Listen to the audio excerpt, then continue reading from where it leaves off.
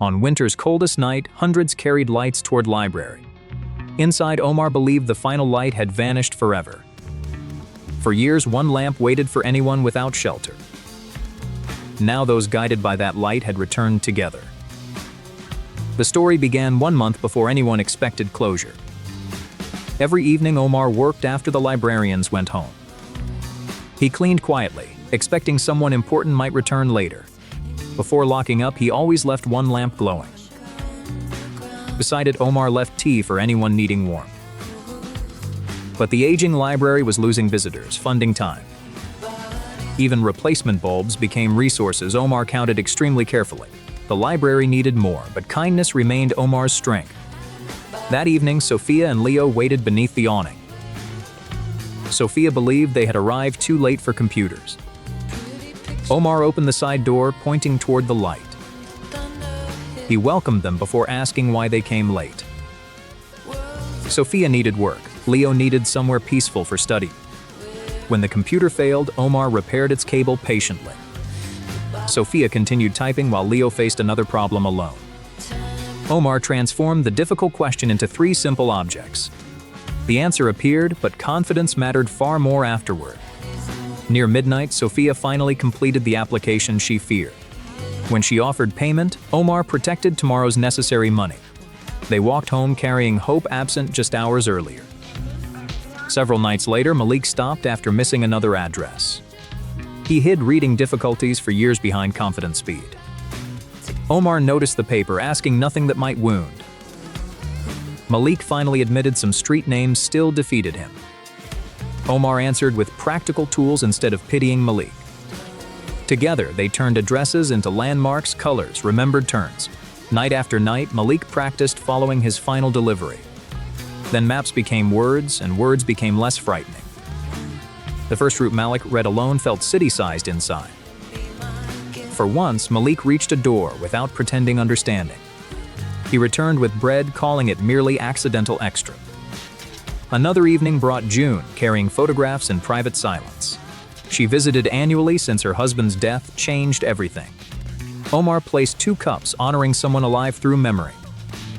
June spoke while Omar pretended shelves still needed dusting. When her voice weakened, Omar sat and shared silence. Grief remained, but briefly stopped feeling completely lonely there.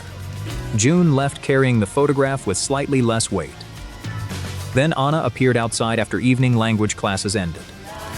She feared entering, yet remained determined to keep learning. Omar opened the door without exposing her visible fear. Anna entered slowly, expecting the room might reject her. He began with pictures because understanding precedes spoken language. Books, chairs, windows, and cups slowly gained new sound. Leo joined Anna, using drawings whenever words became difficult. Malik shared lessons he had once feared requesting himself. June offered conversation slowly enough for courage to follow. One night, Anna wrote her first complete sentence alone. The room celebrated soft, protecting her fragile new confidence. Soon, Anna guided another newcomer through that uncertain doorway. Sophia returned, helping others complete forms she once feared. Malik created route guides for workers hiding similar struggles. June started tea circles where grief never whispered alone. Anna prepared picture lessons for newly arrived community members. After closing, the library grew warmer than during daytime. Omar watched everyone gather, hiding his growing exhaustion quietly. Then Ms. Vale arrived, carrying the city's final decision. The library would close, judged underused and prohibitively expensive. Omar described lives gathering there after official hours ended. But empty chairs seemed meaningless to attendance-based official measurements. The final closing date arrived at week's end officially. Omar hid the news, preserving everyone's final peaceful evenings. He memorized their faces while pretending adjusting the lamp. That night, Omar removed the note guiding him decades.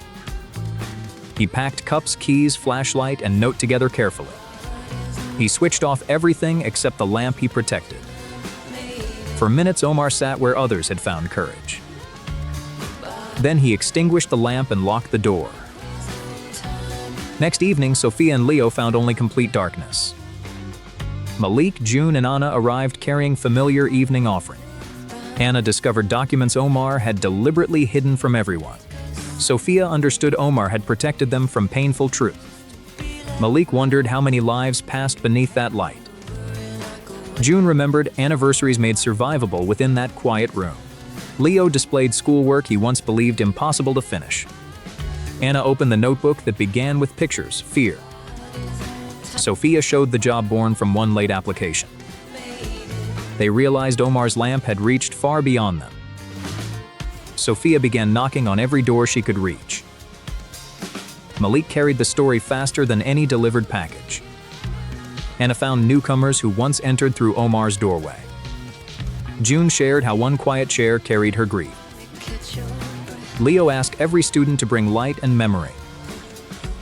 By next night, the city seemed to carry stars. Hundreds crossed snow toward the library Omar believed unwanted. Ms. Vale expected closure but found one living city. Sophia described how one unlocked door protected two futures. Malik showed patience transforming hidden shame into new independence. June explained the library made grief feel less exile. Anna showed language growing beneath Omar's patient evening light. Hundreds raised ordinary objects that had changed their lives. Vale understood its value, though repairs still remained necessary. Leo placed one lamp upon the steps and waited. One by one, city formed a path inside. Across town, Omar noticed the old library glowing again. When Omar arrived, hundreds turned toward him silently together. Leo returned the flashlight guiding countless difficult evenings before. Sophia returned thermos, Malik cups, Anna the folded note. Omar unfolded the message carried throughout most of life. The note pulled him toward a storm decades earlier. A librarian once opened this side door for him. She taught Omar reading after everyone else went home. Before retiring, she gave one key and simple instruction. Vale recognized the librarian photographed as her own mother. Her mother taught Omar requesting one light remain on. Vale reopened the same door her mother opened before. The city entered together, proving the room still lived. Builders repaired roofs while electricians restored every failing light. Sophia created evening desks for people seeking work opportunities. Malik taught root reading to workers hiding similar struggles. June placed two cups wherever grief needed patient company. Anna welcomed newcomers with pictures before requesting spoken words. Leo became the patient helper he once needed himself. Vale created shared keys so no one carried everything. Omar returned the original lamp to its familiar place. The light stayed on for whoever arrived needing shelter. 40 strangers carried chairs through storm toward Mara's cafe. Inside, Mara believed nobody would arrive before closing forever. That empty chair had quietly changed many forgotten lives. Now those lives returned to protect the woman inside. The story began 1 week before the cafe died. Every morning, Mara opened her cafe before neighbors awakened. She cleaned tables as though an honored guest approached. At table 7, she always placed one extra chair. Beside it, she left soup for whoever needed kindness. But kindness could not protect her cafe from bills. For months, fewer customers entered through the old door. Shelves thinned faster than Mara's courage could replace them. Still, she refused removing the chair or waiting meal. That morning, soaked Noah stopped beneath her cafe awning. Noah checked his wallet, found nothing, then turned away. Mara opened the door and pointed toward that chair. She explained the meal had already been paid for. Noah ate slowly, fearing kindness might disappear too quickly. Mara gave him something equally precious, freedom from shame. When Noah thanked her, Mara requested absolutely nothing afterward. He left without money, but with his dignity restored. That afternoon, Lily studied outside because home felt overcrowded. Mara noticed her struggling and invited her toward warmth. The chair became a desk while soup became tea. Mara stayed late so Lily could finish important work. When Lily fell asleep, Mara covered her without noise. She never made the exhausted girl feel like inconvenience. Lily walked home believing her future still had space. Next morning, Arthur entered carrying silence heavier than Cain. He ordered tea, then stared at the opposite chair. Mara brought another cup and sat without difficult questions. Eventually, Arthur described the wife he missed every day. For once, his grief shared space with gentle laughter. He left grieving but no longer carrying everything alone. That evening, bicycle courier Maya stopped beneath pouring rain. Mara welcomed Maya before asking whether she could pay. The chair became shelter and the soup returned again. Carpenter Ben noticed her bicycle and offered skilled hands. One person's welcome gave someone else permission to help. Maya returned to work protected by people barely known. Next morning, she returned with bread from grateful bakers. Ben returned too, repairing shelves leaning for many years. Lily left pencils for whoever next needed the table. Arthur brought apples, claiming he owned far too many. Noah returned and asked whether dishes needed washing today. Soon, the man receiving soup was helping serve it. Mara watched their network grow while hiding deeper worries. After everyone left, the number still remained painfully insufficient. The landlord gave Mara 7 days to repay debt. She hid the warning before Noah noticed her fear. People who know hardship quickly recognize it within others. Noah offered his savings, but Mara gently refused them. Lily offered tutoring money. Mara returned every single coin. Arthur offered savings, but Mara protected his essential needs. Her kindness accepted help for others, never for herself. Winter rain exposed every weakness across the aging roof. Mara worked alone, moving tables away from leaking water. Above her, one wooden beam bent beneath heavy rain. She escaped before part of the ceiling finally collapsed. The room she protected for years became unsafe instantly. Repairs would cost more than Mara had ever saved. For once, even the empty chair offered no answer. The chair pulled Mara toward a rarely discussed memory. As a child, she watched warm strangers eat inside. An elderly waitress opened before young Mara walked away. She gave Mara soup, bread, and unquestioned shelter inside. Before leaving, the woman placed a brass key inside. She said safe rooms begin when someone opens them. Mara spent her whole life keeping that door open. Now she believed time had come to close forever. She locked the door, believing she failed everyone there. Then she walked away before neighbors saw her cry. Next morning, Noah found the cafe silent and locked. Lily arrived next and saw broken ceilings through glass. Arthur came for tea and found only worried faces. Maya and Ben arrived, expecting the familiar warm light. They realized none of them was Mara's only guest. Each described a different moment beside the same chair. Who would help the woman who quietly helped everyone? Maya carried Mara's story faster than any delivery before. Arthur explained how one shared cup softened his grief. Lily told students where hope kept lights burning late. Ben called every craftsperson still owing kindness somewhere else. By nightfall, 40 strangers carried chairs toward Mara's cafe. The landlord arrived, insisting the damaged building remain closed. Noah described the meal that had restored his dignity. Lily explained how the cafe protected her learning future. Arthur described when silence stopped feeling like punishment completely. Maya and Ben showed how kindness had multiplied itself. The landlord witnessed something money alone could never measure. He granted them 2 days to make everything safe. The room instantly filled with hands prepared for work. Ben led carpenters rebuilding every weakened section of roof. Electricians restored lights that welcomed countless lonely people inside. Lily and classmates covered water stains with fresh color. Noah repaired pipes, learning quickly from every willing neighbor. Maya carried supplies through relentless rain without stopping once. Arthur polished every cup like one treasured memory carefully. Local shops refilled shelves Mara had emptied for others. Children added stars where rain had broken through earlier. Even the landlord removed his coat and carried boards.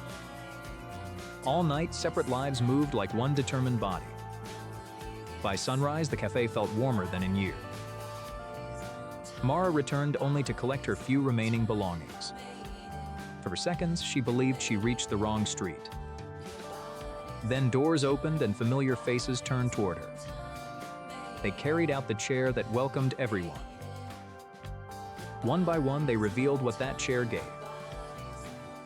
Mara finally understood her kindness had never disappeared anywhere. The landlord returned her keys and welcomed her inside. The café no longer owned by one person. Everyone contributed something, so no giver carried everything alone. The empty chair remained ready for whoever arrived next. That evening, shy Ava paused outside the glowing window. Mara opened and pointed gently toward the waiting chair. This time, Mara was not keeping someone safe alone. Then Arthur noticed the brass key against Mara's apron. He recognized the star engraved by his late wife. The woman saving Mara was Arthur's beloved late wife. Kindness traveled through time, returning as a people-filled room. 30 neighbors ran through the storm toward one locked basement door. Behind that swollen wooden door, Evan was trapped completely alone. Most of the people outside barely even knew his name. Yet every one of them believed his life truly mattered. To understand why, we must return to the previous morning. Evan lived beneath the stairs of an aging apartment building. His tiny room contained nearly everything he still owned: a jacket, some tools, and one faded childhood photograph. That morning, he carefully counted the last coins in his jar. There was not enough money to survive another difficult week. Still, Evan wrapped his mustard yellow scarf around his neck. It was the one possession he would never consider selling. Years earlier, an unknown stranger had given it to him. Evan no longer remembered the stranger's face or voice. He only remembered how suddenly the world had felt safer. That small feeling quietly shaped the man Evan later became. He repaired broken objects at a tiny neighborhood workshop. But lately, fewer customers had been walking through the door. That morning, the owner closed the workshop for the final time. Without warning, Evan had lost his only source of income. He carried his tools home beneath a heavy gray sky. Each step felt more difficult than the one before it. Then he noticed Nora beside a damaged bus shelter. Her umbrella had turned completely inside out in the wind. The nearest safe building was several wet streets away. Evan looked at his umbrella and then looked at Nora. For him, the decision required almost no thought at all. He carefully placed the strong blue umbrella into her hands. Nora tried to refuse, pointing anxiously toward the cold rain. Evan only smiled and pulled his yellow scarf much tighter. Nora watched him disappear slowly down the shining wet street. Our minds remember people who make frightening moments feel smaller. Evan entered Mr. Chen's grocery store completely soaked and shivering. Mr. Chen offered him a towel and a cup of tea. Evan spent his final coins on bread and warm soup. It would be the only meal he could afford that day. Outside the store, he heard the sound of hunger. Mia sat beneath an awning, pretending she was perfectly fine. Her mother searched nearby shops, hoping to find temporary work. Mia smiled whenever Evan glanced gently in her direction. But hunger is difficult to hide from someone who knows it. Evan sat beside her and slowly opened his brown satchel. He divided the small loaf into two very unequal pieces. Then he quietly gave Mia the much larger half. She stared at the bread as though it were treasure. Evan also placed the warm bowl of soup into her hands. He claimed he had already eaten earlier at the workshop. Mia believed him, because true kindness often sounds completely ordinary. When Lena returned, she immediately understood what Evan had done. She thanked him, but Evan quickly changed the conversation. Quiet helpers rarely understand how many people are actually watching. Across the street, a delivery cart suddenly lost one wheel. Evan ignored his hunger and opened his old toolbox again. Within minutes, the damaged wheel was turning smoothly once more. The driver offered payment, but Evan politely refused the money. By afternoon, the steady rain had become much colder. His wet clothes clung heavily to his tired body. Even then, he stopped beside another familiar apartment doorway. Mr. Samuel's hallway lamp had stopped working once again. Evan repaired the broken lamp without waiting to be asked. Warm golden light returned to the lonely, narrow hallway. Samuel invited him inside, but Evan politely declined the offer. Sometimes lonely people offer company because they need it too. Evan finally reached his basement apartment shortly before sunset. Inside, the room felt colder than the street outside. His small heaters had stopped working during the previous night. He opened his toolbox, but his hands were already trembling. For the first time that day, Evan allowed himself to rest. Helping other people had not repaired his own painful problems. Kindness does not always create an immediate visible reward. Sometimes it leaves us wondering whether anybody even noticed. A small weather radio warned that a powerful storm was coming. Evan noticed rainwater collecting near the outside basement drain. If the drain stayed blocked, his entire room could flood. He returned outside carrying a shovel and a metal bucket. He worked alone while every nearby window slowly became dark. The storm suddenly knocked out power across the neighborhood. Wind pushed branches, paper, leaves, and mud toward the drain. Evan cleared one pile, but another immediately replaced it. Cold water was already rising around his soaked black shoes. Then a heavy branch crashed across the basement stairway. A violent gust slammed the wooden door shut behind him. Swollen by rain, the door could no longer be opened. Water began slipping underneath it and entering his tiny room. Evan shouted for help, but thunder swallowed every desperate word. His flashlight flickered weakly, then finally disappeared into darkness. For several seconds, he heard nothing except the rising water. Then someone suddenly struck the small window from outside. It was Mia, holding a tiny glowing battery-powered lantern. She recognized Evan because his yellow scarf glowed through the glass. Mia ran through the storm toward her mother and Mr. Chen. Mr. Chen remembered the soaked man who had shared his meal. The delivery worker remembered the stranger who repaired his cart. Samuel remembered the warm light returning to his lonely hallway. And Nora remembered the blue umbrella beside her front door. She opened that umbrella and stepped directly into the storm. Then she knocked urgently on every door along the street. She did not ask whether the neighbors personally knew Evan. She asked whether they could leave any person there alone. Within minutes, the empty street filled with glowing lanterns. People who had never spoken began working side by side. Mr. Chen organized a line to carry away the water. The delivery worker used his repaired cart to move the branch. Samuel wrapped warm blankets around the coldest rescue volunteers. Lena held the rope while Mia protected her small lantern. Nora stayed beside the window, speaking calmly to frightened Evan. Her voice reminded him that he was no longer alone. Together, the neighbors finally pulled the heavy branch aside. Several strong hands forced the swollen basement door wide open. Evan stepped outside into a wall of waiting faces. He could not understand why so many people had come. Then Mia placed her remaining piece of bread into his hands. Mr. Chen gave him a large bowl of steaming soup. Samuel welcomed everyone into his newly illuminated warm hallway. Small acts of kindness had created an invisible human network. Each person had received enough courage to help somebody else. Then Nora noticed the faded stitching on Evan's yellow scarf. Her late husband had sewn that same mark many years earlier. He was the stranger who once helped a frightened child. Kindness had returned, not as payment, but as a community. Before sunrise, hundreds walked toward the dark cobbler shop. Inside believed his final day had passed unnoticed. Every repaired pair carried one tiny blue stitch underneath. That blue stitch had quietly connected countless grateful lives. Weeks earlier, the little shop still opened each morning. Elias unlocked his shop before neighboring windows showed light. He arranged every tool like setting a careful table.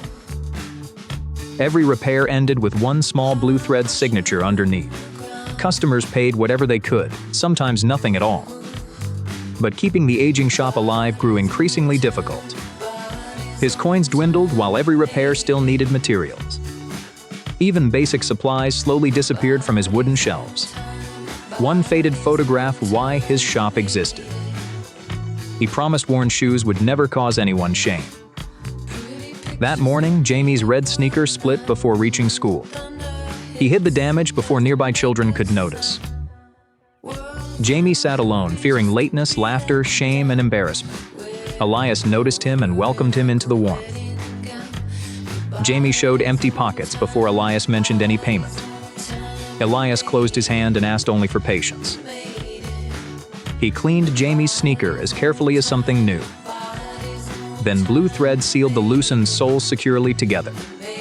Jamie tested it and his lost confidence instantly returned. He offered one marble. Elias accepted it like treasure.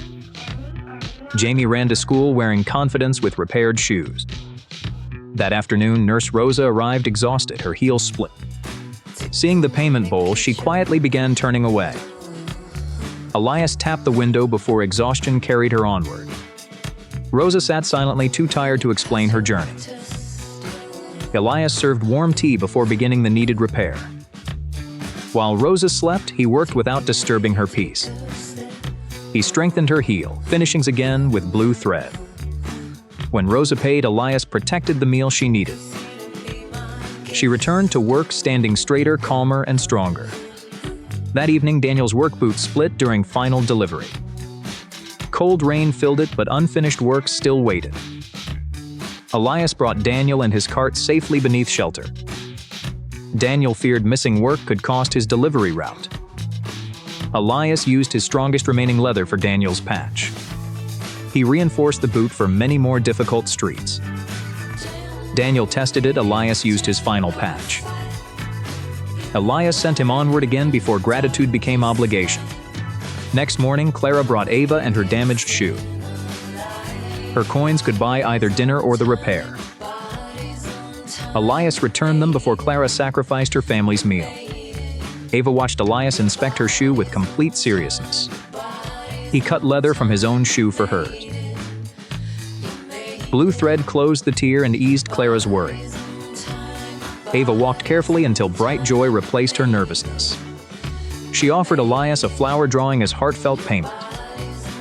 He displayed it beside Jamie's marble like priceless treasure. Soon, stories about the quiet cobbler spread across neighborhoods. May brought yellow flowers, remembering her repaired winter boots. Rosa returned with warm tea and sandwiches for Elias. Daniel delivered donated leather gathered from warehouses across town. Jamie swept the shop after school without being asked.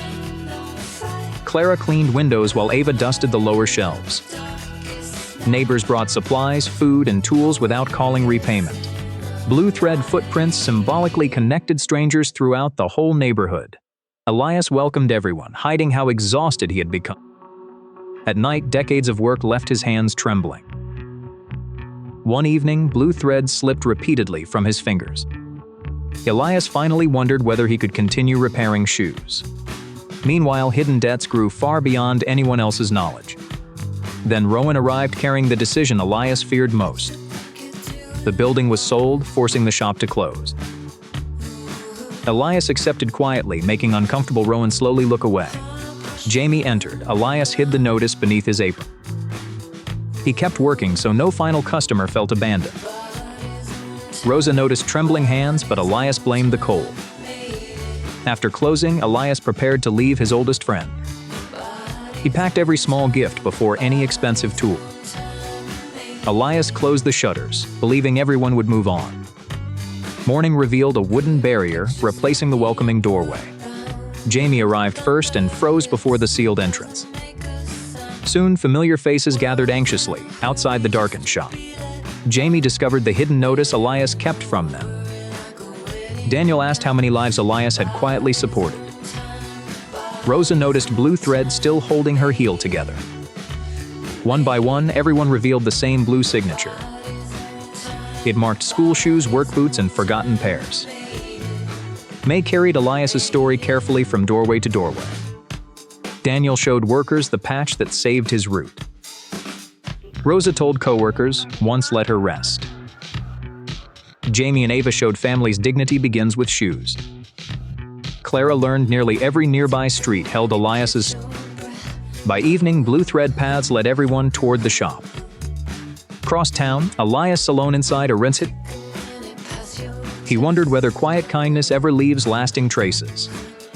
Then distant lanterns began moving slowly through heavy rain. Elias saw hundreds walking together toward the old shop. He carried his box and followed the lanterns home. The crowd lined repaired shoes along roads as testimony. Jamie raised his sneaker before Rowan and the keys. Others raised repaired shoes, each holding different personal memories. Rowan expected anger but encountered deep, overwhelming gratitude instead. When Elias arrived, the street opened a path forward. Jamie embraced him, proving the shop still remained alive. Rosa returned his apron. Daniel gently returned his hammer. Ava returned her drawing among hundreds of living memories. Rowan saw blue thread, then froze beside the photograph. The frightened child in Elias's photograph was young Rowan. Decades earlier, Rowan hid torn shoes beneath the rain. Young Elias repaired them freely, creating his blue signature. That kindness let Rowan enter school free from humiliation. Rowan forgot Elias's face, but completely remembered the feeling. He removed the barrier and unlocked the door himself. Rowan returned the keys as repayment for old kindness. Neighbors entered immediately, ready to rebuild Elias's legacy together. Carpenters strengthened roofs while families restored every worn surface. Rosa added a chair so could finally rest. Daniel built a rolling table for gentler seated work. May filled windows while Clara restocked leather and thread. Jamie and Ava restored their treasures beside Elias's lamp. Rowan placed a shared bowl where lonely payment stood. Elias realized the shop no longer depended on him. Jamie brought another child whose green shoes were separating. Elias guided Jamie's hands, turning kindness into practical skill. Jamie's first blue stitch connected another hopeful young life. Kindness returned through everyone still walking because of Elias.